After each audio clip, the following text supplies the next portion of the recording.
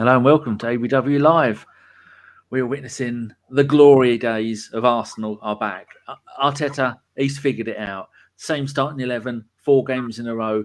And is that 4 wins in a row? So we don't talk about the Everton one. With 3 wins in a row, 3 really good performances.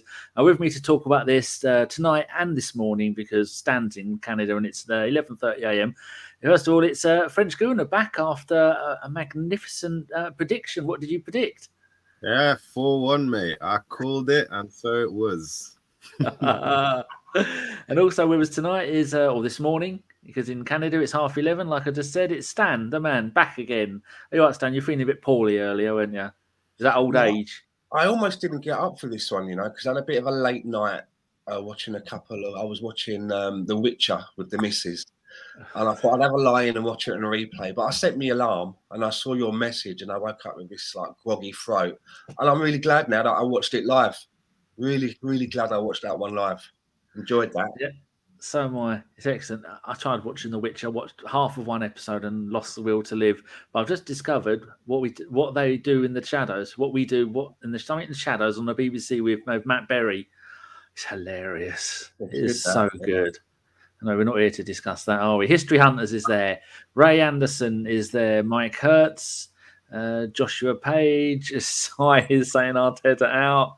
Digi is there in China. Carnage is there on Twitch. Julio Salmondo is on Facebook at the moment.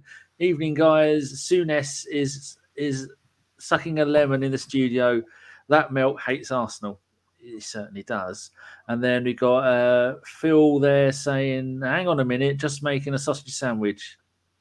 I'm going to stop reading your messages. It's like me when I'm in the chat, just annoying people. Don One is here. It's been a while. I say that. I think you're in the last show. Was it just me or was the Leeds fans fighting Saka, giving Saka abuse tonight? Wouldn't be surprised. Avon's there. Formerly Noza is there. Daniel Schuldenfrey. I'll get a point if I get that right. Good evening from rainy Israel. Hello. Rainy? You don't get rain there. I'm not reading any more of your messages.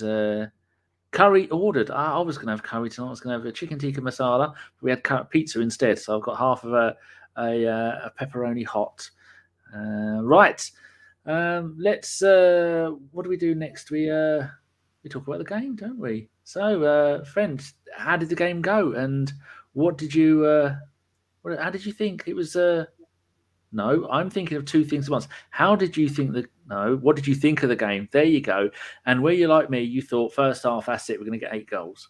I got those questions in the right order eventually. I did think your prediction was going to be the right one after those first few minutes, man. So I think what's happened straight away was Leeds got in on us, didn't they? Pretty much in the first 30 seconds of the game. And then we got in on them twice. And then you were just like, okay, this is a bit of a wild one, isn't it? A couple of really clear chances that we messed up right at the start. I think, was it Laka not getting his shot off and then Saka just putting it wide where it's pretty much open. And it felt like it might be one of those, when we don't kind of get clinical enough at the start and get a few chances. But yeah, we just kind of went on from there. And Martin Aldo, what can we say about him? That kid, something special. I think he's probably the story of the game for me. And you know what? I realized they kept talking about Leeds having a young team, but ours was actually younger than theirs, throughout the whole game, right? Yeah. So. Yeah, I think it probably was. They had a 15-year-old on the bench, apparently. Most of their team I've not really heard of, apart from the likes of Harrison, Rafinha, the lanky bloke in goal, and Dallas, and Luke Ayling, who used to be a Gooner, and the ones that are out injured. But the rest of them, I've never heard of any of them. Yeah. I didn't know who they were, but they weren't young. They couldn't talk about an experience. They kept talking about that in the game, one team's full of young players who just got thrown in together. And I was like, who are they? Are they I couldn't even tell who they were talking about.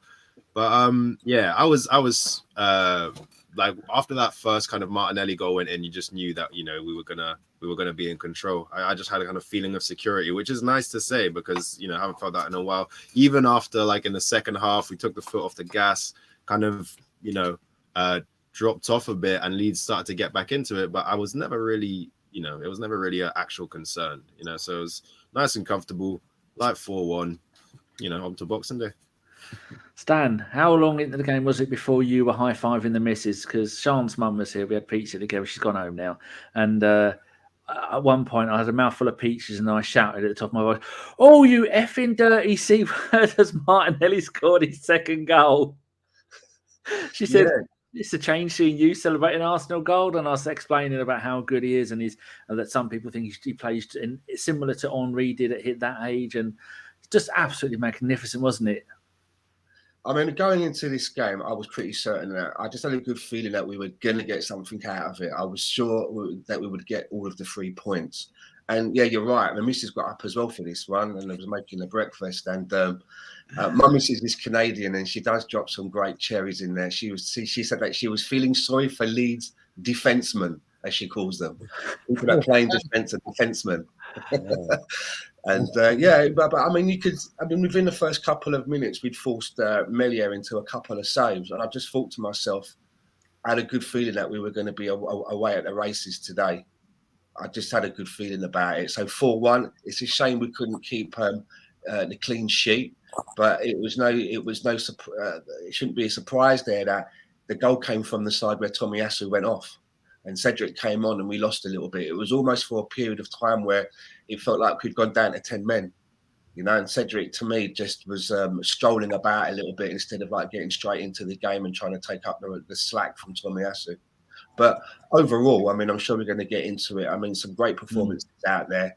And as you mentioned in your intro, we're starting to see now, it's wonders what can happen when you start picking the same players. And you start putting continuity. You start getting a little bit of consistency in your selection, and people start building up relationships and partnerships all over the pitch, and that's what you're beginning to see now.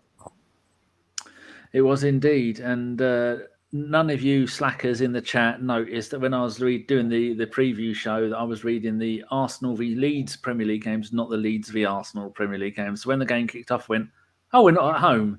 That's how much notice I took of home or away. Anyway, now that we've done a quick summary of the game, we get into, I've made some notes. Stan, feel free to let me know if you've got a note that I've missed. 15th minute, French. No idea what happened, but some shoving. I've got a tooth missing. Diving, men falling over when they should know better. Then Martinelli says, "Hold my beer," stepped up, spanked it into the top corner, top of the net from near the penalty area. That was nail-biting stuff is the only way I can describe that, and a magnificent finish. The way they're all laying on the floor and falling over, it was hilarious. It reminded me a little bit of ESR's goal against Leicester.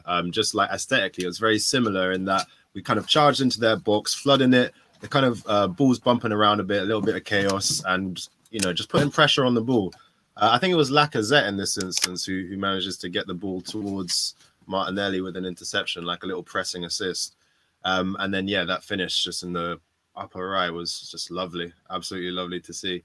And from that point, we were just, felt good, didn't it? Stan, did you think it was going to get disallowed for one of those many of their players falling over? Or because every time we score a goal, like the third goal we scored, was it the third? Where they blew the whistle, didn't they? And I went, I've put my pizza and I'm making notes. Oh, no, he's just letting them know, don't go over to the crowd to celebrate, wasn't he? But did you think it was going to get disallowed for any of their players? Because when you look back at it, Leeds had 2 or 3 players sat on their arse in the penalty area, which is, I'm sure, not in their job description. Well, when the ball came out from our end, it was a little bit pinball-y.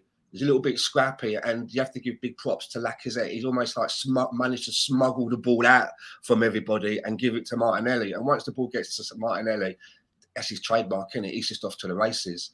But no, I didn't think. I actually didn't think that there was any call for an infringement. I just thought a couple of their players just got left on their asses, basically. But I mean, Martinelli, now that he's getting, regular playing time, he's shown you what he can do. And, when he came into our team, what was that in his first season? He got about 10 goals for us, didn't he? Yeah, he was in the Europa League. Yeah. I knew then that, if he's able to come in and get into double figures, that he was going to produce for us. And it's just a shame that he had that long absence out of the team. But we're seeing it now. I knew at some point that he would play a part this season, because we are kind of short of players. At some point, I knew that he was going to get his chance, and it was whether he's going to take it or not. And I think someone tweeted out earlier, I think he scored more goals now than Lukaku has. Lukaku's been injured, hasn't he? So I wouldn't be surprised by that. Yeah, the next note I've got, 24th minute, everybody get a cool drink and a sit down, take a deep breath. Partey got a shot on target, French. I think it was that the first one he's ever had, because I didn't know what was going on. I thought, is he upside down? How has he got one right in the bang centre of the goal? I mean, it was at the goalkeeper, but that was encouraging, wasn't it? Yeah, we were getting into the box quite a lot. I think he had a shot on target from, I think Saka gave it to him as well. I don't know if that's the same one or one that was earlier, when he was sort of coming down the right, almost in Saka's position. And again, Xhaka was in the box for that Martinelli goal. So we definitely were just getting lots of bodies into the box and people you might not usually see that high up just getting in there and having a go. I thought Ben White was going to score one today, but he ended up doing the other thing instead. But yeah, we were really flooding that box and really kind of getting forward. And I mean, anybody could have scored. It should have been 5-0 by half time, like genuinely should have been. So were you annoyed that it seemed to be that? Actually, no, I wasn't annoyed. When I was looking at that, I was thinking we were trying to score more goals. We didn't take our foot off the proverbial pedal. We kept on going. It was in the second half that we almost went, now bad enough for this. Stan, were you expecting more goals, or do you think it was just we were trying really hard, it just didn't come off? Well, in the first couple of minutes, Lacazette and Partey forced a save from Emile, and then about on the 18th minute, just after Martinelli scores, that's when Saka done that beautiful bit of skill in their box, left two of their players on their arse, which I retweeted out. It was like they both fell over on a banana skin, and then he took that shot. And what was I put in? Saka takes a shot, almost takes off Dallas's head. So it was just a pity that Dallas had just blocked that shot, but we were on it, and we should have gone in at half time, maybe with 5. True, indeed. Just want to say hello to Chris there. Nice for you to join us. Not our Chris, another Chris. This one is the Norwegian book writing, South American traveling wonder. There's Mr. Chris Herlander. He's the one who sent me a WhatsApp message of how to pronounce Erdegerde, and I've never got it right and never tried it ever since. Stan, have you got any more notes between the 24th and the 29th minute with? 23rd minute, Tierney forced a save, which went out to a corner, and then there was Rafinha who missed a shot, and then I wrote a little note next to it saying he was their danger. It seemed that for me that if there was one player on their side that we needed to try and keep quiet, it was Rafinha. And then I think Xhaka did try to keep him quiet later in the game. I think he tried to kill him. I made a note of that. I made that note. I was like, oh, that's the Xhaka's back. That's the Xhaka that I remember. Chris has given me a 6 out of 10 for pronunciation. Well, he's a Brighton boy, but born in Norway, and he's back in Norway now, I think, writing a book, La Bombonera, which is the chocolate box, I think. He wrote a book, and lots of people are tweeting about it, and he's got good reviews for it. So, if he wants to, Chris, let me know, and I'll put your Twitter thing up there, and people can go and have a look at it and go and buy your book. It's a really good book. I've not read it. I don't read it unless it's got colouring in to do. French. Stan just said that Kieran Tierney shot, which I remember now. He the bottom left-hand corner of the post and then just barely missed it. What's your thoughts on Kieran Tierney whose name I'm going to get wrong every time, as the left back? Are we better with him at left back than we are of having Tavares at left back? So I remember he took like a right-footed shot, didn't he? And he scored a beautiful one of those against West Brom. I thought he might do that sort of thing again. Tavares, I absolutely love as well. I didn't necessarily have the strongest cameo at the end of the game. I think he just did what needed to be done, but he does add a different element in terms of our build-up of play. What Tierney tends to do is want to be in that kind of upper part of the pitch when we're building up play, which means that Xhaka has to drop in. At one point, Lacazette was in left back, which I think he was going to take the piss out of that Leeds defender who kept man-marking him all over the pitch. He had that number 5 on his ass, and he ended up in left back, taking the place of... Sorry, I got these puppies in the background. Like building a nest. I don't know what, breaking something, most likely. So Tierney's kind of positioning means that we have to sort of fill in behind, and we sometimes have Partey kind of a bit more isolated because of that in the centre, because Xhaka has to drop in behind where Tierney's gone. It's not been a problem in the last few games, and I think obviously in terms of what Tierney offers in the box and product wise, it makes up for anything else. But there was also that bit where tracking back, Tierney looked a little bit uncomfortable. Who was it? It was on Raphinha, wasn't it? Is that right? I think that's a bit later on in the game. Do you remember that, Danny? No. They were charging down on our goal, and I think Raphinha ends up putting it wide, and Tierney's tracking him back the whole way, but like not really tracking him, like he's not really trying to put a tackle in. He kind of lets him come inside. It's a very hard position for him to defend in, to be fair. But I just wonder if, with that kind of physicality and athleticism that Tavares had, he might have been able to box him out a bit. I just think it's a great problem to have, if it is a problem, that we have two fantastic left backs. So. Yeah, like Don One says, Stan, Tierney is coming back into top form. It's great to have two players in that position, especially one of them as experienced and rock hard as Tierney is. I think at one point in the second half, it looked like someone hit him in the face and he just walked off, walking off. Well, that was a typical Scotsman. Yeah, I mean, I still, for me, moving into next season, he would be my first pick to be the captain of the Arsenal team. And I noticed today on both flanks, we're really good at getting balls into that channel in between their full back and then the centre back. Tierney was getting Gabriel in there, and at times Gabriel put Tierney in there as well. So a good understanding on that left-hand side with the both of them, I think. Yes, I agree. It was, and later on in the game, we'll come to this later, we had Tierney at left back and Nuno at left wing, left midfield, left forward. And I thought, could that be something of the future to come? Because, that'd be a great combination. Remember back in the days when we wanted, who was it? Was it Gail Clichy and then Kieran Gibbs ahead of him? Two left backs playing at the same time because Gibbs was good at getting forward. Poor old Gibbs now kicking his heels in Miami. Right, the next point I've got is, I've done that one. Have I?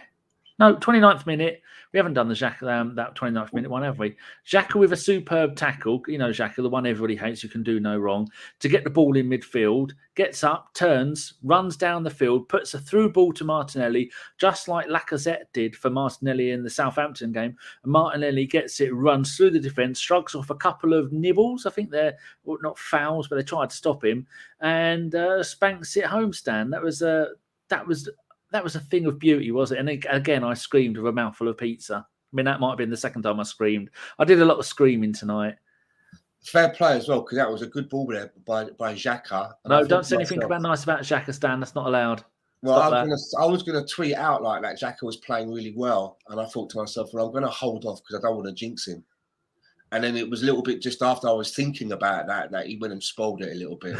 I mean, but the goal by Martinelli as well to take it over the keeper the way that he did as well. You can see that he was just growing in the game. He was looking so confident when he got the ball. He'd get the ball out on the left and he'd just like put his foot on it. And then the Leeds players would be looking at him and there'd be like a little bit of a jiggery pokery. He was getting very confident as the game went on. And it just makes me chuckle when you think that Man United had him in their grasp, maybe 3 times. He went up to Old Trafford and had trials in them and sent him away. I think it might have even been 4 times, to be fair. So fair play to us for seeing what they didn't. And Barcelona had him. They had him on trial as well.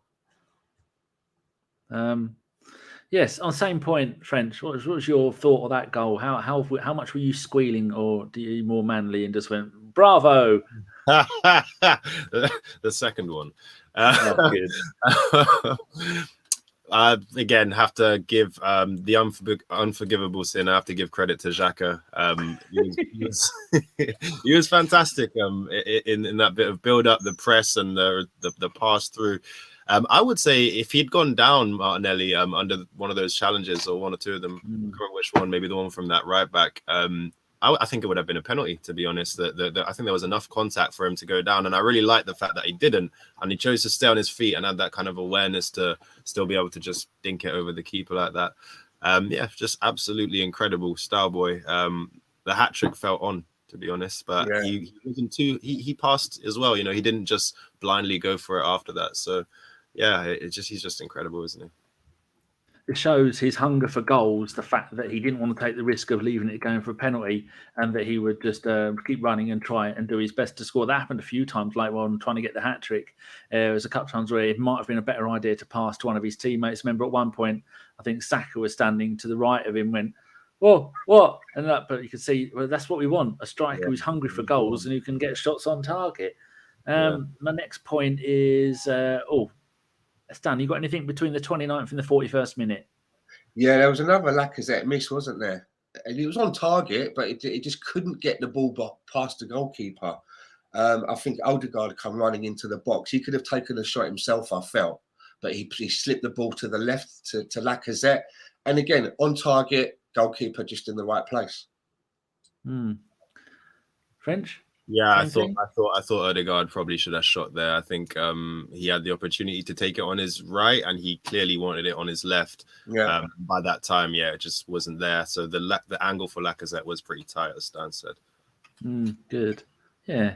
But it's lovely to see. Do you think, French, do you think that Lacazette is actually thriving at the moment, being given he's on the pitch, he's the senior player and he's the captain. And do you think it looks like he feels more loved, more, I don't know, he's like he's leading the way for all the younger players. And I think he's upped his game, hasn't he? He knows exactly what to do, and it's brilliant for me. There's a lot of things that he's changed in this game. He used to be, when he first came, we typified him as like this just poacher in the box, right? That's what he does. He gets in that 6-yard box, fox in the box. And what he's turned into now is like almost this sort of floating half 9, 10, drops into left back for fun. I remember the game against West Brom in the snow, the one that Tierney scored that screamer in. For me, that was the first moment that I saw Lacazette kind of stepping into this role of enabler for the younger players. I think he played he played a role in a beautiful goal for, I think it was Saka or Smith, I can't remember, one of the two, sort of round the corner ball. And I think it was Smith Rowe put it in for Saka. And Lacazette just seemed to click straight away that, okay, I can just drop in back and help these guys out. These guys have all the energy. They've got all the legs. They want to run around. I don't want to run around. I want to just be somewhere and be a wall or be a kind of set for the play. And I think he's really smart in picking up that role. Yeah. Any other points between there, Stan? Because I don't tend to make too many notes anymore because I get carried away. No, but I think Lacazette's thriving at the moment. I think the formation is helping him. He's not so isolated on his own because Odegaard is running in and around him as well and making things happen. And for me, Odegaard playing in that pocket where he plays, I mean, he's just a puppet master for me. He's involved in a lot of good things that we do. And I just think as well, he's only going to get better. He's only, 23 himself. There's so much more to come from Martin Odegaard, and you can see the quality in abundance for me. And it just surprises me. I mean, I remember a tweet at the beginning of the last game before we'd kicked the ball. I remember reading someone's tweet who said, Martin Odegaard is the worst midfielder ever to put on an Arsenal shirt. Yes. You can't really add anything else to that, can you? No. What the fuck are you talking about? When I saw it, I literally just raised an eyebrow. I couldn't say anything. I didn't even retweet it. I just raised an eyebrow. I just thought, okay. It's almost as bad as that bloke with who hates Tomiyasu, isn't it, French? And those tweets that he keeps getting. I bet he's getting some today, though, isn't he? He's got to be. Everyone at Sky Cover and tell him he's finished as a pundit. That's it. I was saying earlier about my love for El Neni. That I did this. It's a group photo, and I changed all the heads to El Nenis.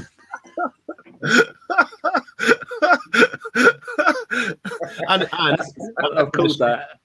Look at that. Say that again. It's in the shape of a pyramid. Look at that. It is the Pyramid FC. Pyramid Perlo. That's it. Yeah. And I've called the ones at the back get a little bit weird because they're further away, but they've got the same size heads. And the one at the front has got a tiny head. I don't know what I was doing there. It looks like the bloke out of the bloke who played Batman played him. It's he wears a black and white stripy suit and they're all dead. Oh, I can't remember. Isn't that terrible? Anyway, moving on. That's it. The one at the front looks like the bloke from Beetlejuice when he gets in the waiting room with the tiny head. Yeah. He sat in the waiting room with that little head. Thank you, Stan. Good. I'm glad you're on here, someone who knows about films, because I'm just awful at it. All right, let's have a look and see what else people are saying in the chat. It's probably just all, I hate Xhaka, I love Xhaka. There was an update from Chris in Norway. He's saying he's just there eating trout that his 86-year-old legendary uncle has just fished. There you go. That's the joy. Is he often, if you follow, he's got an amazing Instagram. He often goes, I'm going on a 3-day walk from his house in Norway to someone else's house in Norway, just him and the dog walking through all the, I think it's 3 days, it could be 3 hours, I don't know. Do look at that, he is very good. And right, let's go from Don 1. Odegaard killed them today. Here is very good. C-Rex. Can we get Martinelli as a striker? Saka right, Smith Rowe left, and Odegaard at the 10, please. Stan, what do you think of that? Could that work? Well, I mean, there's been a lot of talk about Martinelli playing through the middle, and it didn't do much harm for Thierry Henry when that change was made. It turned out all right, didn't it? It turned out all right. But I think the lad's got to want it, and he's got to believe in it. I know that Martinelli himself has said that he thinks his best position is on the wing, but Thierry Henry also would put up a bit of resistance when it was first mentioned to him. But if he can believe in it and he follows the guidance, why not? I mean, if you're Martinelli, that's what you'd be thinking. You're thinking, okay, they want to do an Henry on me, let's try it out. Walcott was one that used to beg for it, and then when he finally got given it didn't quite work out. So let's try it, but there's no rush. I don't think there's any rush, and he's scoring a lot of goals. He's proven to be very useful coming off of that left-hand side at the moment. Agreed. Friend, do you think the reason why I think that might work is because one of the goals he scored today and the goal against Southampton was put through the middle like you would like in Aubameyang's peak days at Dortmund, where you just put him through the middle and he'd just get the ball and run at the speed of light and then you couldn't catch him. Do you think that 4 would work? I think eventually it's a natural progression for him. I'd be surprised if we don't see it happen at some point. But I think right now, obviously, we've just been praising Lacazette and how much he sort of helps everyone else out around him. And we've got like a tendency as fans to want to put all our favorite players in some way, somehow, but it's working pretty well at the moment. The other thing is that he does naturally take up that position when Lacazette's on the pitch, because Lacazette will drop back in. Yeah. So he will end up in that central position. Nothing's super static in this team. There's a lot of structure, but there is also a lot of movement and rotation and players sort of taking up other spots where to create overloads. And I think Martinelli coming through the middle is just, he does it anyway, as you've mentioned, for a couple of the goals. So I don't think we need to tweak it too much right now, but in future it will come, I believe. Rudy has gone and got some quotes, not comments. I suppose they could be comments from Bielsa. Bielsa on whether the game should have been postponed. He said, no, the rules don't contemplate the amount of injuries for a game to be suspended. Even if we had 10 players less, one was through suspension, one was illness, and the rest through injury. So, yeah, Bielsa. Right. Yeah, I agree with that. You can't really go change it just because of injuries, especially as we had players out with COVID or late black the first game of the season against Brentford, and we played with 2 12-year-olds up front. 41st minute. Yes, 41st minute. This, I think, is our third goal. Odegaard out wide to Saka, who runs down and then across the edge of the box, dodges a few tackles and keeps going, but thinks, fuck it, and spanks it. It goes in the bottom left of the corner. Stan, is that how you saw it? Because I wrote this ages ago. I kept saying on the commentary that I was watching that it had clipped like a deflection, but when I kept watching it back on the replay, it's like I couldn't see the deflection. It looked like it just had this bend right at the end of it. It was going straight to me, and then it looked like it just bent off right at the very end and went in. I even wrote on my notepad, how did he get that in? I didn't see the deflection, and even when I showed the replays, I just couldn't see it. But fair play. French, how did you see it? I did think it was a deflection of, I think it was Robin Koch, I believe. But yeah, I want to say that I'm wrong and that Stan's right, because that would be a nicer goal. So I'm going to go with Stan's account of things. I'm going to untrust I'm just trying to find the goal again, actually, just to watch it again. But yeah, to me, I think it took the deflection. I just couldn't see it. I just could not see it myself. Do you know what I mean? Yeah. It looked like to me booted it and it came off the underside of the studs. And then Meslier just didn't have a chance. But I mean, he was more than kind of worthy of the goal, right? It was another brilliant performance from him. The way he broke those two spirits earlier on and sat those guys down was just hilarious. So he deserved the goal at the end of it. And my missus did comment as well. She actually said, "Oh, I think it come off one of their defensemen." Laughing again, I was like, "Okay." Have you heard anything about Tomiyasu? I did notice that after he went off, he was just sitting on the bench, all wrapped up, sitting there smiling, the Japanese assassin. Because that bloke, you can kick him all day long and he's going to get you back. But he'll get you back in a way that Xhaka doesn't get people back, where Tommy will get away with it. But it's if anybody has any official news on him, do let us know. Right. Stan, any more notes before the end of the first half? Because I don't have any. No, I've just put as well that I thought that there's a lot of fizz in the passing in that first half. Everything was very purposeful. A lot of the times we've been missing it in the final third, letting passes go astray. But and I also noticed that we were able to turn the ball over quite a lot and pick up on their mistakes. So that was good to see that we were mopping up and getting opportunities out of their mistakes and being decisive, I thought. French, what did you think at half time? Did you think there'd be more of the same second half, that we're going to come out there and score a load more? Or we go full Arteta mode normally when we're 1-0 up and we just try and shut the game down?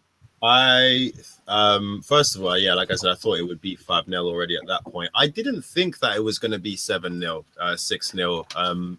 I don't know. I just didn't have that feeling. That's, again, City are ridiculously clinical, and I just don't think we're quite at that point yet. I was hoping they would score one and we would score one, so my prediction would be right, even though I don't make money off of it. It's just for my ego. Moral victory. Yeah, exactly. But yeah, I didn't really get the feeling that we were going to storm on and sort of put 7-0 in the way that the commentators were sort of saying. They were sort of saying, Bielsa's going to be worried for the second half. It'll be the same again. But I had a feeling, especially with the congestion of fixtures. We have a League Cup, is it quarter-final against Sunderland in the week, and then just a lot of tight games. Players can randomly drop out because of COVID, so to me it really made sense to drop off the intensity and just try and manage the game out. Yeah, Stan, how did you think the second half was going to go? Because it didn't start, if anything, the second half began with them being the more attacking side, because they may have gone in at half-time and you're going, look, we're 3-0 down, go out there and try and do something, and it almost started to work, didn't it? But did you think we would come out the secend half all guns blazing, as the I hope so. That's what I was hoping was going to happen. I thought that we would come out and keep our foot on the gas and try and pile on as many more goals as we can, but we did. It was obvious that there was a lull in the tempo in that second half. And in the notes that I've got here, I haven't got anything written until the 48th minute. And I just put Xhaka's back, because that's when Xhaka started being Xhaka again. And it was at that moment that I saw my tweet of the day, and somebody tweeted out. They said, what is it? They said, Granit Xhaka has the ego of Zlatan, but the skill of Freddie Ampadu. That kind of did make me chuckle a bit. But Freddie Adu. Yeah, that young kid, everyone said that was going to be like the next Pele. You said Ampadu. Yeah, yeah. But that made me chuckle. And he didn't get a booking for that, did he? No, and then straight away after, or a little while after, a Leeds player did exactly the same thing and got booked. Yeah. Now Leeds were at home. Didn't the referee realise they were at home, French? And Xhaka was the first one to be in the referee's face. Like, what's that about? Like, it was epic shithousery from Xhaka. I've got to give him that. Don't know how he got away with it. And then the sack on him to come and get in the referee's face after just exact same things happened. And he got wasn't that the Tomiyasu injury? And Gerhardt got the yellow card for that. Hilarious. It was. I expected.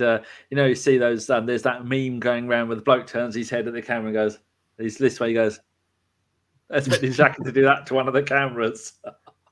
That would have been absolutely... Even Xhaka's biggest haters would have loved him for doing that. That would have been hilarious.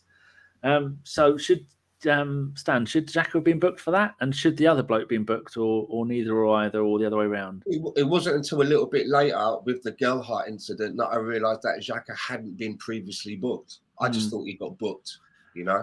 I must have taken my eye off the game for a few minutes. And I was thinking to myself that the style of the game had really changed. Yeah, from that incident with Xhaka, it started to get really niggly after that. And I just felt to myself, I don't think there was any need for Xhaka to go in there like that, because it weren't really that type of game. We had them where we wanted them. We just had to keep piling the pressure on. And it almost looked like a lot of their players were just like falling to pieces. They just couldn't a lot of their players didn't look like they were going to be able to get through the whole of the 90 minutes. I didn't think that Xhaka needed to go there with that. And I felt it for a period of time. It changed the game. And I think it didn't change it in our favour, because it got really niggly after that. And I was thinking to myself, well, if we're going to take our foot off the gas and close the game out, which is what I thought Mikel Arteta was trying to do, then I thought, well, just take Xhaka off now, save him from himself, rather than we go down to 10 and maybe bring on someone like El Neni and just close the game out. But he didn't do that, and I was a bit worried for a while, and I worked out exactly. I was just thinking of that, bring all of them on. And I was just, you know, I was a bit concerned that Xhaka was on the yellow for a while, you see, and I thought, oh, you don't need that. Yeah, good point about them getting injured. Their bloke Dallas went off. It looked like he had a damaged ribs, and there was a couple of them you thought, and there's one on the pitch. There's another one. I don't know if either of you noticed it. When he turned around and ran away, he had holes like that at the back of his calves and his socks, but they were in the same place. So any idea what that was about? Almost like, you know, when you get new clothes, you cut the tags out because they itch you, and then you go, oh, for God's sake, now I've taken the back of my T-shirt off and there's a big hole there. So it almost looked like he was in a hurry to cut it. But you wouldn't have tags in that part of the sock, the sock, but they're both in the same place on both things, on both socks. Didn't notice that. Huh. Okay, Rudy's done us some more quotes as usual. Cheers, Rudy. Very kind of you. Arteta. Lacazette has a special talent, which is making the other players around him much better. This is what we need from the centre forward in this system. Oh, it's a little bit of a dig. Another one. There's a few of these. Focal point, link up. It's not as simple as we need to create for Alba. We can't play with a passenger or pure poacher. God, another dig. This isn't looking good. This isn't an official quote. Oh, for fuck's sake, you shitbag. He's done it. 3 years he's been lining me up for that. That was brilliant, though, that. We can't play with a passenger or a poacher. All right, this one is a real one. Honestly, 3 years, Rhodey's never done us a dirty, and now he's lulled me in like a big fat trollop, and I've fallen for it. This one is real. Arteta and Martinelli. We see the play every day, and we know where the play has to be to appear in the right frame, sustain that level into the season. We started to use Gabby more and more when that was the case. Hold on. Here we go. Noser. We need to create for Oba. We can't play with that's what Arteta said. Oh, yeah. Got us both, Noser. Carlita says, is Super Tomiyasu a beast or what? He is. You're not going to mess with him. Oh, and Carnage on Twitch. He's probably one of the few. How many people we got watching on Twitch? We've got 2. Arteta on Tomiyasu. No, it wasn't. No, it was more a muscular issue. He's got a big load on him. Even this week, he was struggling. Hopefully, he's not injured. Now, Carnage, you're not going to do that for 3 years and then bowl me a googly, are you? And then come out, Arteta's going to go, I'm decided I'm going to take up cricket and stop playing manager. Nick is saying, come on, 50 likes or I will come back on. And Richard says, anyone know what AMN was today? Probably posing for his missus for Instagram with a T-shirt that's saying, fuck you, Arteta. I've got no idea at all.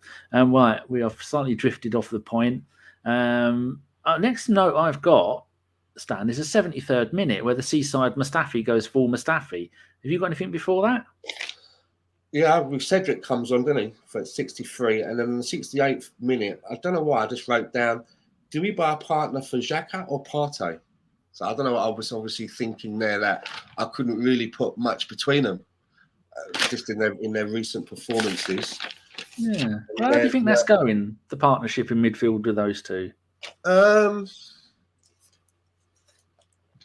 I thought Xhaka had a good game today.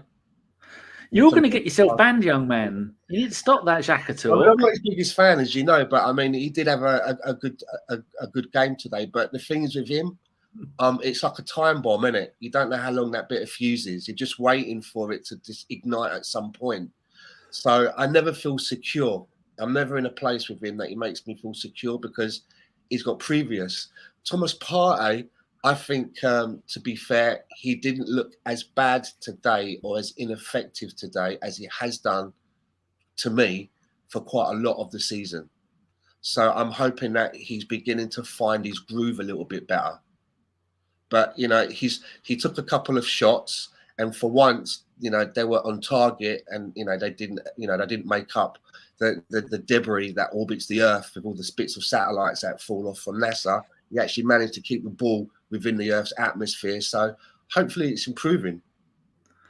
You know, and it has to, because we've got so much invested into Thomas Partey and he came with such a big reputation and it has taken him a while to settle. So, you know, I've got my fingers crossed that, you know, he's going to be leaving us soon in January, right? He's going to be going away soon. So, you know, I hope he doesn't get injured and he comes back and with a bit of form. How about you, French? What do you think of that partnership? Because it seems to be Partey was the main man without actually doing anything. And Xhaka's come in from a long-term injury and played 4 back-to-back 90 minutes, hasn't he? That's mad. Yeah, it's really insane. But again, that is Xhaka. That is just what he does. Like, he's Mr. Available, Mr. Consistent, Mr. If I'm not red carded, like, I will be there. So, I mean, even the injury was kind of like unlike him. So his availability is just one of his like superpowers, really. In terms of their partnership, I mean, I think it is still our best partnership. Xhaka, you know, he does some frustrating things. He does some Xhaka things, but like his ability on the ball and his ball retention is you know, obviously the best that we've got in the centre mid. I think he wasn't actually doing too much.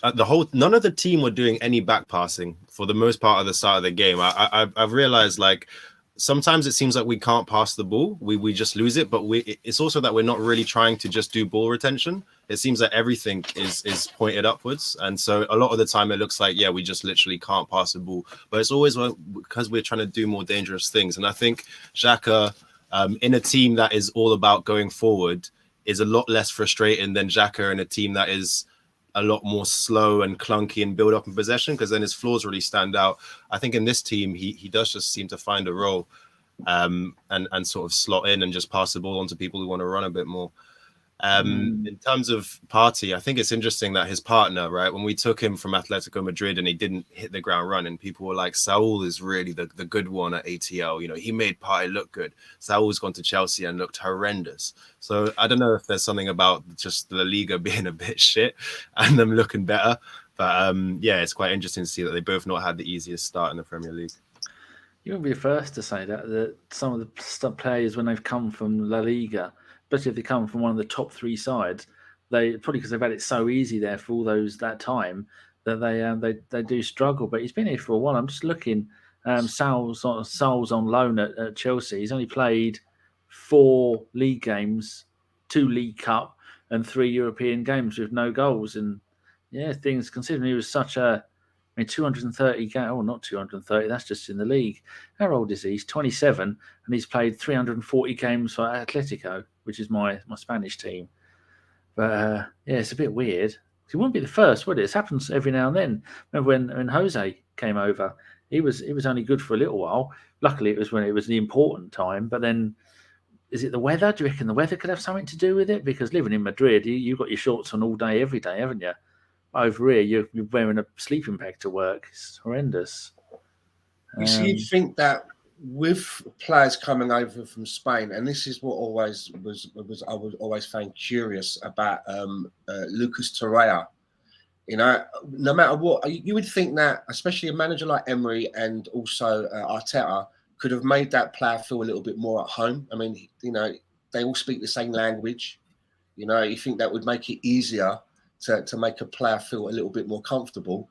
So I don't know what it is. And again, right? I mean, Thomas Partey was in Spain for so long. He must speak Spanish, right? He must speak that quite fluently. Oh, yeah. It must be easy for him to communicate with the manager and understand what the manager wants from him, because they both speak the same tongue. So I don't know what it is. Regarding them taking time to settle. I'm just looking where he was before. He signed for Atletico Madrid when he was 19 from a team that I don't know, never heard of them. So, it's a local club in Spain. So I don't know what age he moved to Spain at. I can't be able to look at that now, but yeah, he's been there. I just think he speaks fluent. But then, like Carlito says, Odegaard came from La Liga. Yeah. Good point. That's it. Here we go. Rudy's got some more quotes here. Okay. I'm worried now.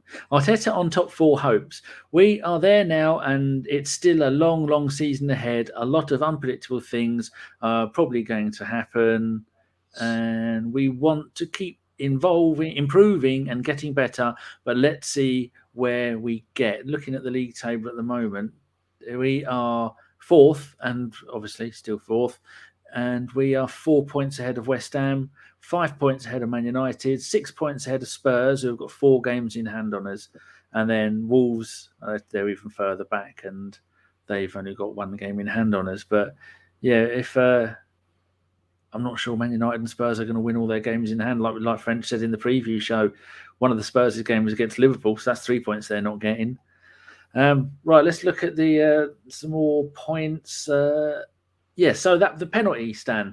73rd minute, the Seaside Mustafi makes a very rash and stupid tackle and gives away a penalty. The commentators said that Ramsdale was applauding White for doing a good tackle. And the replay shows it wasn't even fucking close, was it? No, I thought David Luiz was back. I really did. I thought he just run on, decided he wants to play again for us. I mean, what was happening there? I mean, he totally got that one wrong. I mean, it's a nailed-on penalty. There's nothing more you can say about it. Can't argue with it. Are you confident that Ramsdale was going to save it? I wasn't. I don't think I've seen him save any pens while he's with us. I don't think I've seen. I wasn't sure, but I mean, Rafinha, he was their danger man, and I thought Rafinha was going to stick it away.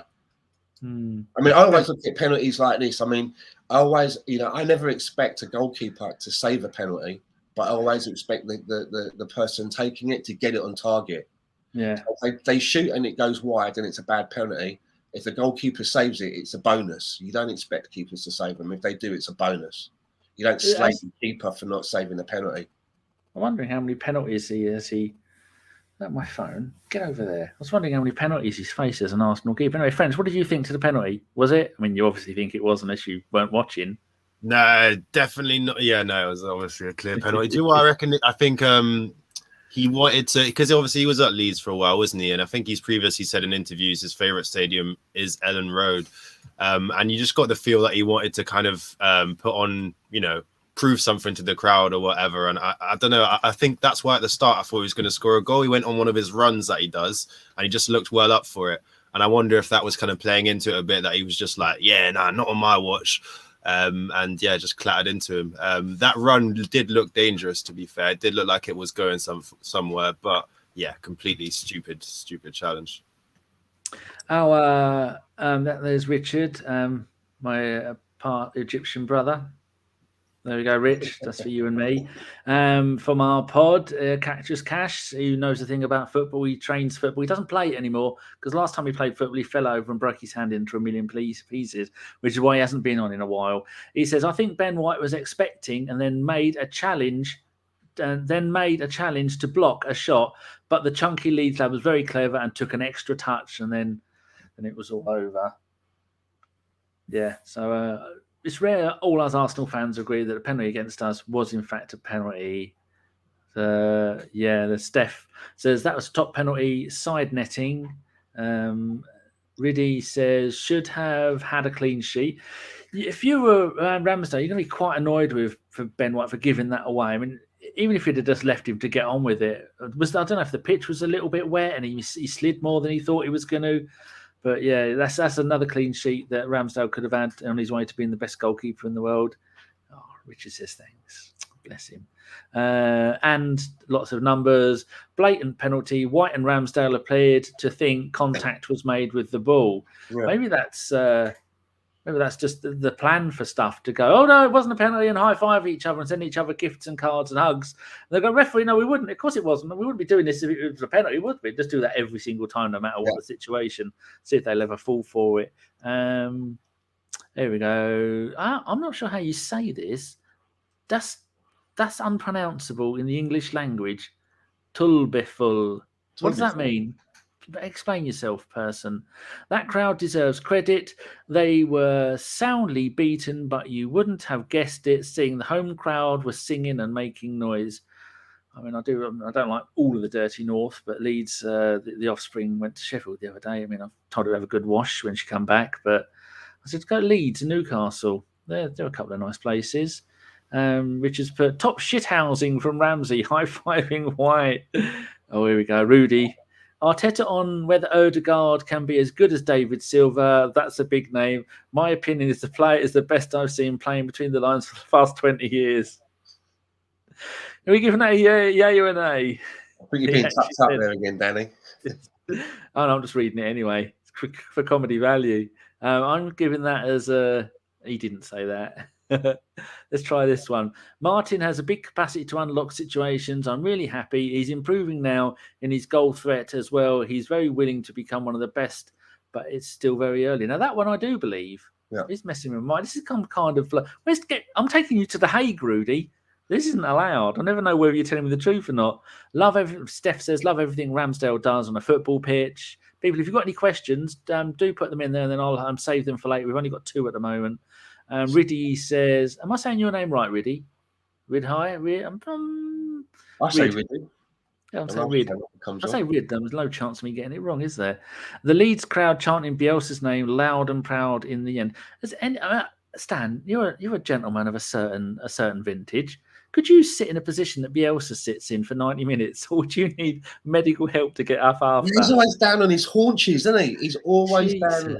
I could do that for 5 minutes. You'd need to put some WD-40 in my knees to try and stretch me out again. You know, because I've not stood up since 1993. I had a girlfriend at the time who wanted to see me stood up, so I did. I often see people, when my daughter's squatting down like that, I say, don't you get the urge to poo? How do you stop the poos coming out? Because I'm old, and the slightest little thing, I'm like one of those My Father Christmas pooper things. You push the head, and poops come out. Little chocolate things come out. I'm like that. I'm thinking, how could if you're that close to needing a poo and you squat like that? Well, dear, you could have to get the mop out, love, and do it on your own. You dirty trollop. In fact, I sent Sean a message the other day. I'm going to bore you people. There's a game on my mobile phone called Pool, and I'm world class at it. And so I sent her a WhatsApp message because she played it first. I know it's got nothing to do with football. This is my waffling on about nonsense. I put, hey, sugar tits, can father come and open a can of whoop ass on you on that game of pool if you smell what I'm cooking? So she showed it to all of her friends. And I said, oh, you do know what sugar tits is, don't you? She said, no. I said, fucking Gavin and Stacey, you muppet. Right, let's get back to the football before everyone leaves. Here we go. Steph says, Leeds is a nice place. The football club are dirty scum. I think we like that. Oh, here we go, Rudy. I was going to say, it's worth pointing out that also there was racial abuse, wasn't there, directed towards the Arsenal bench. And I think Rob Holding went up and reported it to the staff. Today? So we have to give credit to Holding for that. Yeah. So the players on the bench, the Arsenal players, were receiving racial abuse apparently from the crowd, and Holding went and reported it to the officials. So fair play to Holding for that. So what happened at half time was that the official spoke to the Arsenal team and said, can you stop celebrating your goals at this particular area because that's where it's coming from? Rather than going to the area and getting rid of the people, our players are being told to stay away from that area when you're celebrating because you don't want to upset them. I mean, just if you know the area, just go there and deal with it, right? That's what you're supposed to be doing. Deal with it. That's not on. I mean, doing that during a live game. So I take it that's going to be investigated. Did Leeds play Chelsea in the game before this one? Was it Chelsea? No, Man City. They lost 7-0. I'm sure it was in the last Leeds game on Twitter. I saw somebody showing a film of the crowd doing it that their last game as well.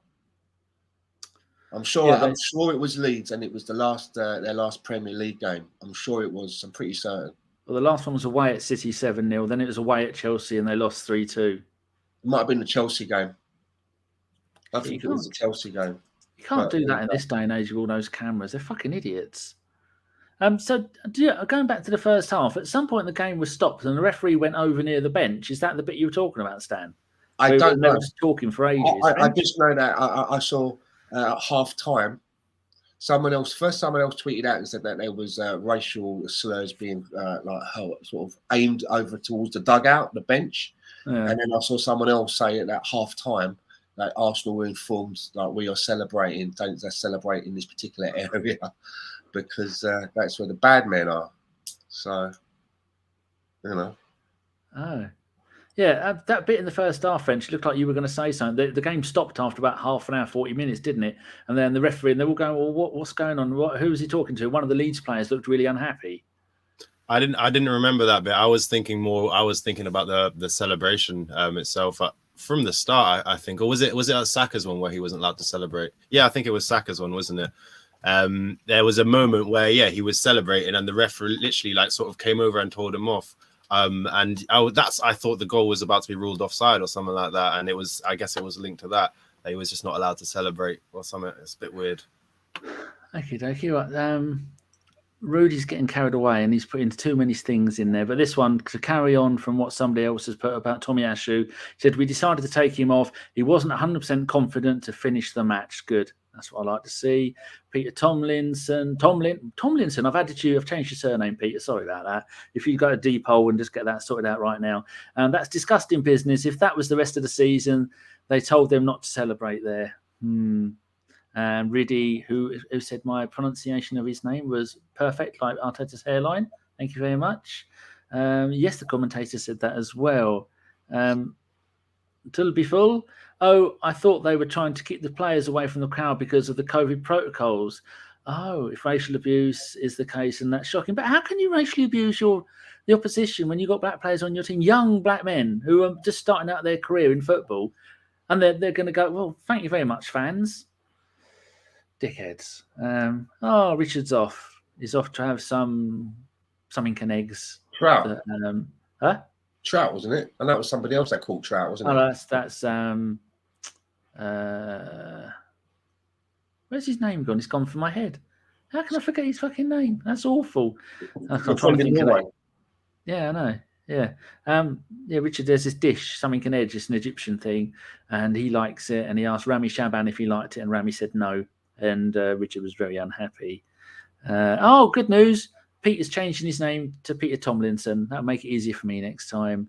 Have I missed any other comments? No, I haven't. There's a load from you, Rudy, but you've done me the dirty, and I don't trust you anymore. Right, so trying to get this football podcast back onto football. 82nd minute, Stan. Have you got anything between 73 and 82? No, just that ESR came on for Saka. Yeah. About 77 minutes or so he came on. Right. Have you got the goal for the 82nd minute? Because I'm reading out all the goals, and you've probably made really eloquent notes on this, and you're only going to get angry and not come on again because I keep telling people about the goals. You do the fourth one. Go on. It was around about the 83rd minute or so, and again it was a lovely ball that was put through by Odegaard. It was like a little floaty kind of chipped sort of cross, and ESR just come in and sort of like on the volley 4-1. And it only been on how long?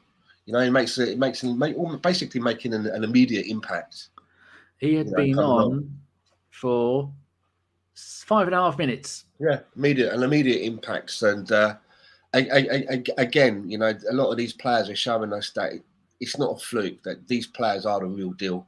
You know, players like Saka, ESR, Martinelli, they are the real deal. Consistent. Someone said in the chat, French, that was Odegaard finally got an assist.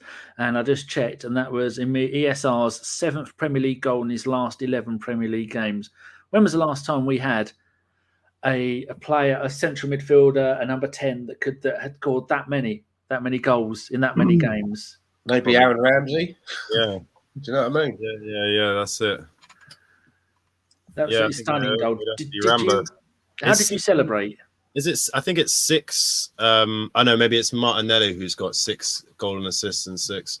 Yeah, I was over the moon, man. I was almost like I thought it was offside almost. I started celebrating, and then I was like, wait, what? Like, it looks so easy. He's just come on the pitch. He did the same thing last game. Have they not clocked on that you need to defend this guy? Like, so I was absolutely overjoyed, and obviously it sealed my 4-1 prediction to be bang on. So yeah, that was an extra kick in it for me. I was absolutely over the moon. Beautiful finish, that little scissor kick finish. Beautiful assist from Odegaard. You felt like he held on to it too long, but in the end it was perfect. So yeah, I was really happy for him.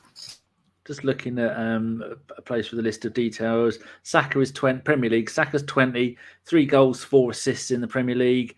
Odegaard is 23, 4 goals, 1 assist. Martinelli 20, 4 goals, 2 assists. Smith Rowe 21, 7 goals, 2 assists. I mean, that's just.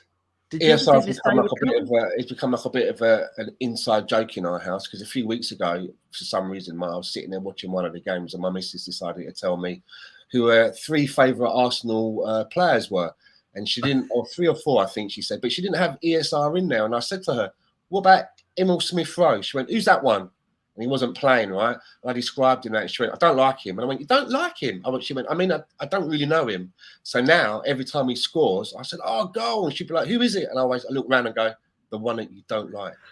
And she'd always, "I didn't say that. I didn't mean that." I say, "No, you don't like him." So that's a little bit of a joke in our house. Yeah, French, these young lads, did you think this has all come together as quickly as it has? Because it almost seems too good to be true. Like I was just looking through the messages. I don't know which one of you two just said this is the real deal. It really is, isn't it? Game after game after game, they're doing it. Yeah. I mean, with Smith Rowe, it was sort of the last bit of the puzzle for him to add, wasn't it? Because he had everything else in terms of just game intelligence, and his fitness had come up. I think it was pretty much since he's come in against Chelsea around this sort of time last year, Boxing Day, I think it was, that we've just sort of seemed to have clicked in terms of Arteta's attacking structure. I mean, it's not always perfect, obviously, but with him in the team, we've been so much better. And now that he started to add these goals into his game, I mean, it's a bit unreal, to be honest. I think people say he's overperforming XG, that it might not be sustainable or whatever. But when you keep doing these sorts of things, I'm sorry, the boy's got star talent. He's gonna just find ways to put it in the back of the net. That finish against West Ham was insane as well. So he just has like a range of different ways of putting the ball in the back of the net, and it's really beautiful to see.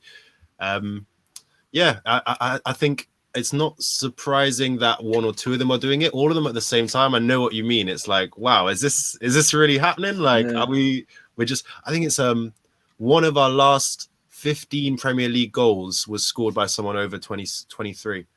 One of our last 15 PL goals was Lacazette, someone over the age of 23, which is insane. So this is where we are. This is who we are. It's Young Guns FC. I'm sure there was a stat that I heard that for that first half, we had 11 shots on goal. We had 15 chances and 11 of them on target. And I'm sure they said that that's the most any team has done in the first half in a Premier League game ever. Yeah, whatever. Pretty encouraging. Ever. What was the stat? 11 shots on target in the first half. Yes, we had 21 shots in total and 12 on target.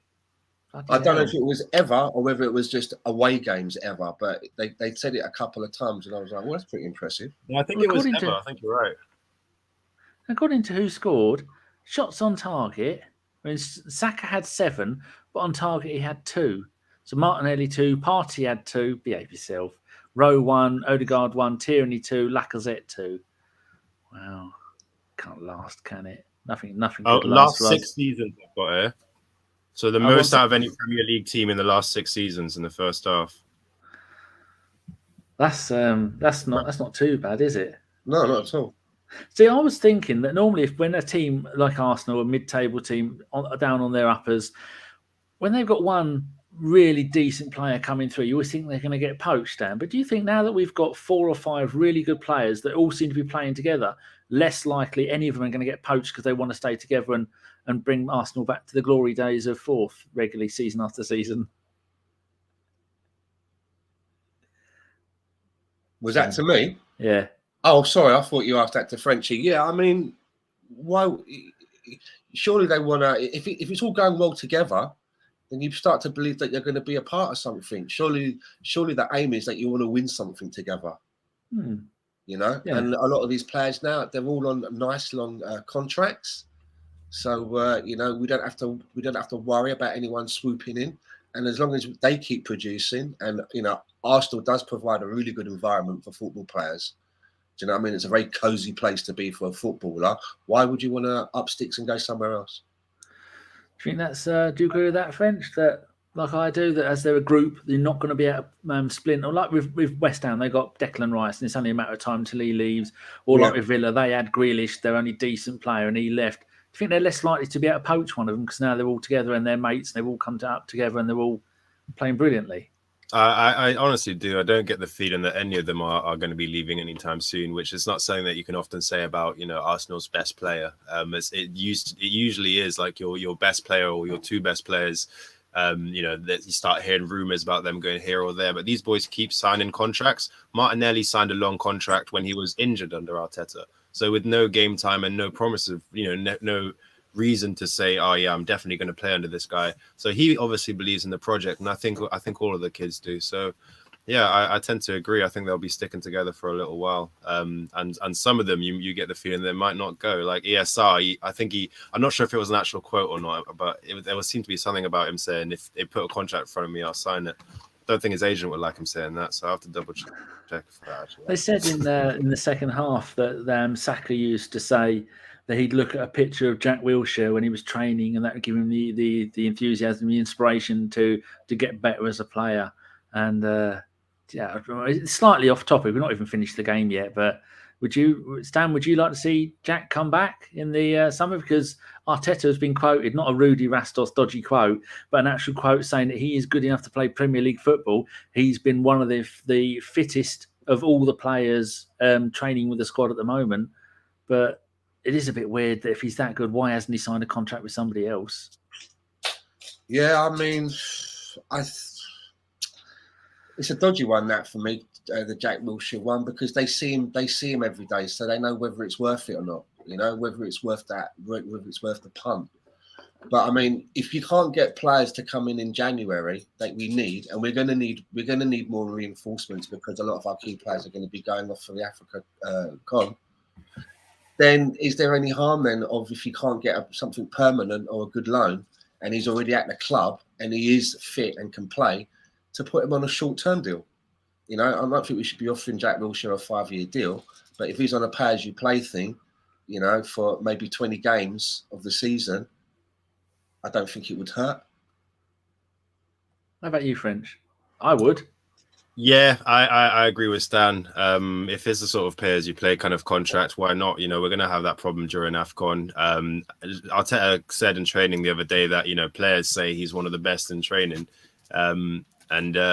Yeah, if he can, you know, just be helpful and we can pay him when he's there, and obviously just add that element of just, you know, feeling like, yeah, this is, if Saka was looking at his picture every day, that's really big, right? And that's going to be really big to have him around for the kids. So yeah, I don't see why not. Good, I agree. Yeah, can only be a good thing, especially if the manager has said that how fit he looks and how well he's fitting in. A comment from AJ that I've been saving from Riddy: was this Cedric's testimonial? Our John in our WhatsApp group was getting quite angry. We've been saying, no, as soon as he's come on, everything's coming down our right-hand side. Yeah. There's not much love out there for Cedric, is there? Poor boy, bloke, man. Where is it? So we've got any more? There's been loads of... Stefan says, overperforming XG just means he is doing better than the average player in the same situation. That's been from so long ago, Steph. I've got no idea what that was about. Emile Smith-Rowe, and I agree. Neil V. Arsenal with as many shots on target in the first 28 minutes today as Spurs have had in September.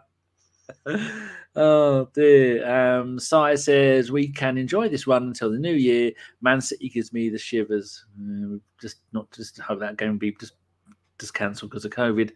Neil V. Arteta says the training ground was shut on Thursday as a precaution, given a deep clean. He says Pablo Mari as well as Sambi Lokonga have COVID-19.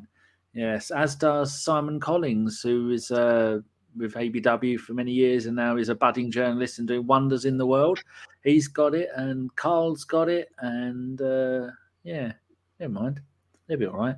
Well, we're lucky with that market. Who are we going to buy? No one's going to buy our players because they've got no money. They're not going to go to Spain.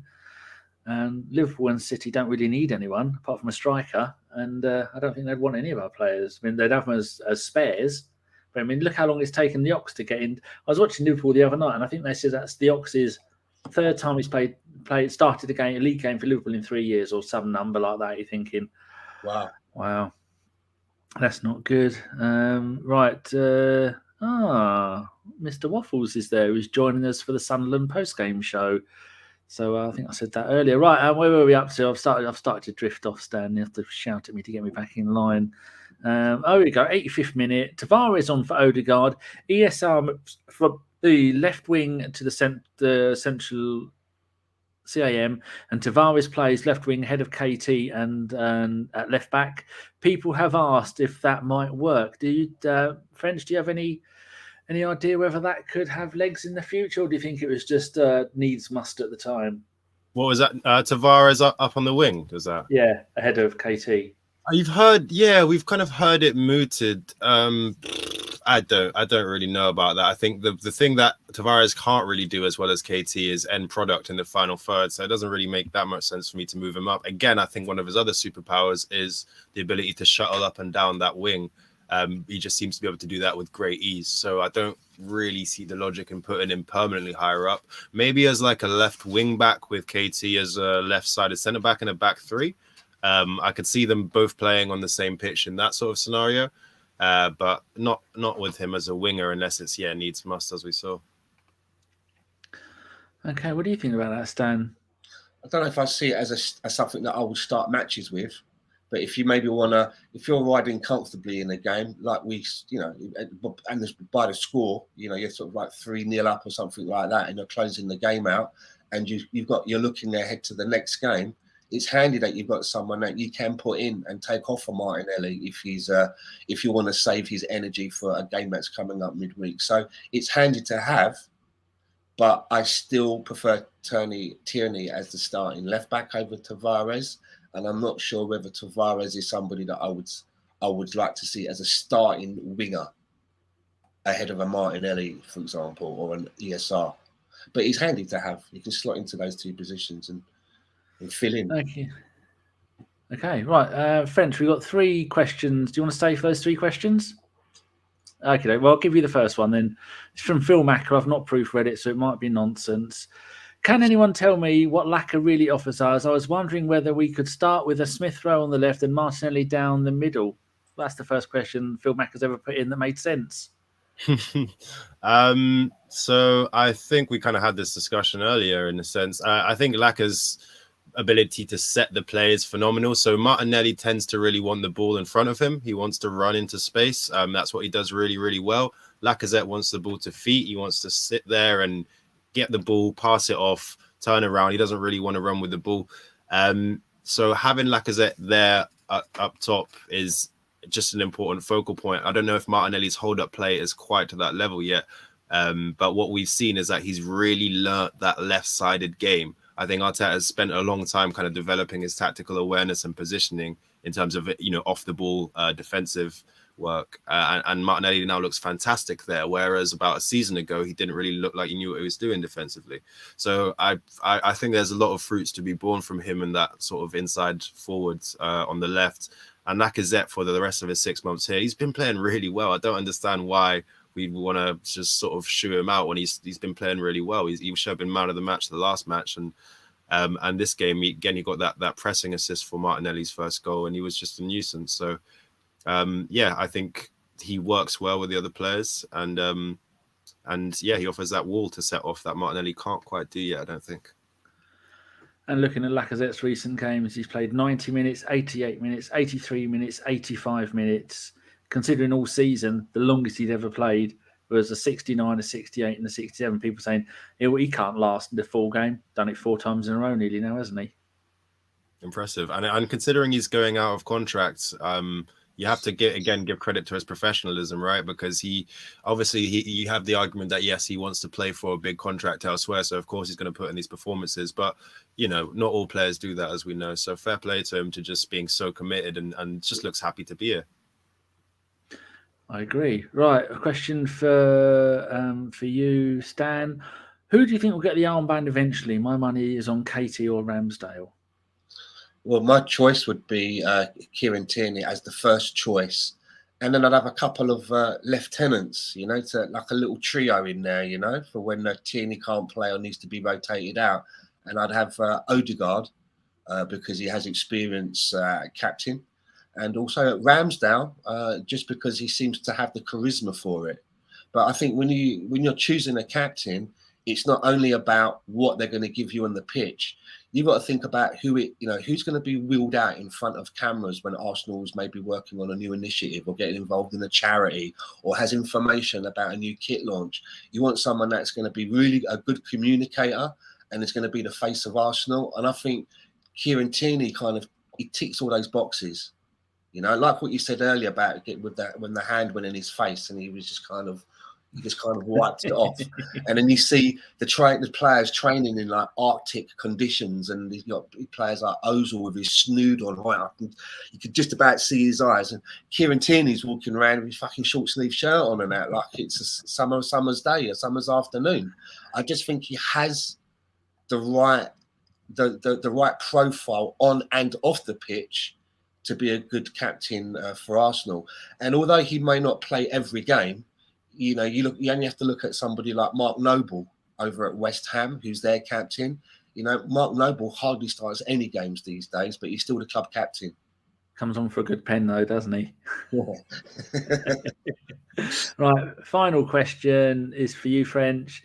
What players, or Stan can go after this, what players do you think we can expect back for the Sunderland game? Do you think that Pepe might get a game? Chambers will probably see. Pablo Mari maybe might pop up. Pepe could well get a game. I wouldn't be surprised. Nketiah, not quite an outcast, but I think Arteta wants to give him minutes, so I think he will. You could see if his girlfriend lets him, Ainsley might make an appearance.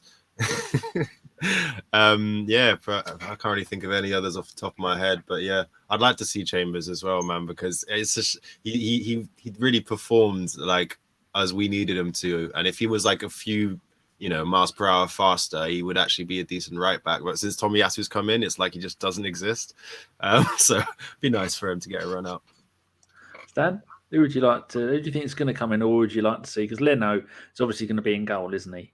I just want to answer that question that you've got up from Neil V. I mean, Gabriel is someone that I really like, but the only reason that I'm not considering him in my personally for me as a captain, I'm just not sure. I'm not sure about his communication skills. I don't know how good his English is.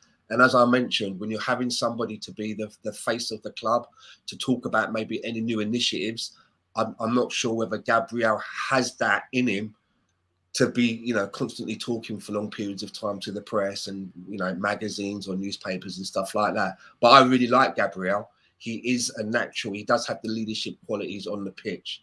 Sorry, the question that you asked me was about Sunderland. Yeah, who do you think is the rotation? I think it's an ideal. This is a sort of game that you'd like. I want to see some rotation. You have to give players a chance to knock on the manager's door, and also as well, you have to give other players a little bit of a rest. And we've got such a young profile in our team. I'd like to see some of the people on the fringes, people like El Neni, Ainsley Maitland-Niles, Callum Chambers. I was going to say Pablo Mari, but if he's going to be out with the Lurgy, maybe we can't use him. Tavares at left back, Leno in goal. Eddie up front, or even a Balogun on. Eddie up front with Balogun on the bench, or vice versa. Why not? And have the security of having some older heads on the bench just for a bit of security in case you start seeing the game plans going a little bit of taking a bit of a wobble. You can maybe bring on an Odegaard or maybe bring on a Lacazette or something like that, or even have a Xhaka on the bench ready to come on as a bit of experience. Right, I agree. Well, I think that's the show. I think we're all over and done. We've had a lovely chit chat, a lovely win, and it's all turned out lovely again. That's I'm not used to this. 3 decent games in a row. Who have we got next? We got Sunderland, Leeds. No, that's today. You got home to Sunderland on the 21st, away at Norwich, home to Wolves. And then the season's over, so we won't talk about the game after that because there's absolutely no point. Right, thank you very much, French, for joining us. Back-to-back shows for you today. You've been an absolute wonder. Thanks, mate. Yeah, it's been fun to be back on. Thanks for having me. And obviously, at French Gooner 23 on Twitter, the Gooner Talk on YouTube, and the Date Detective Agency for relationship advice. So, thanks again for having me, mate. I look forward to seeing you again.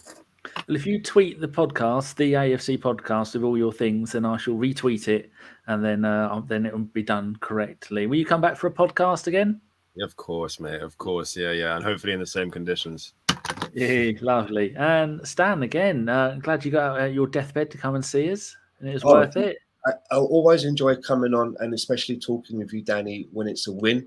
Nice to have met French Gooner. I've not met him before. I hope to chat with you again, and you can find me on Twitter at Stan_the_man68, and you can find me on Tuesdays at the Same Old Arsenal USA, which is starts at around about 7:00 PST time, and also on Thursdays over at the Arsenal Fan Circle with Ray and the lads. Excellent.